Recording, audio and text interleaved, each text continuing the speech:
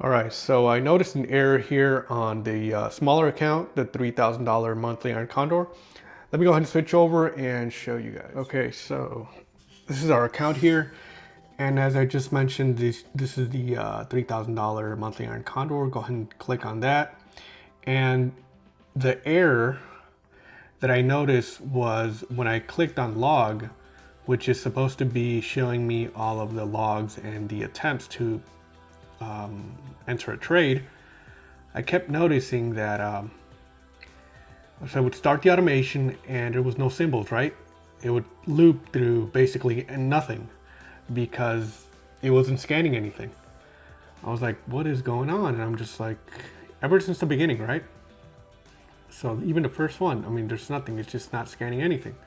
So I went ahead and clicked on settings, and then I went down to the symbols. I'm like, oh, well, no wonder. I mean, it's not scanning anything because there's no symbols here to scan. So therefore, I created a watch list.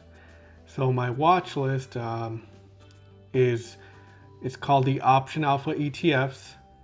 And before I enter that, these ETFs right here, these 10 different uncorrelated ETFs are the ones that I created here on the watch list.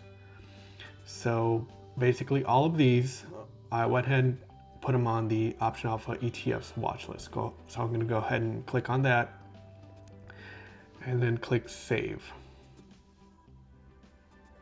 Okay, and it's now updated. So there it is. These are all the let's see. Okay, yeah, these are all the ETFs we have on that list. So from now on, refresh that. It should oh, look at that.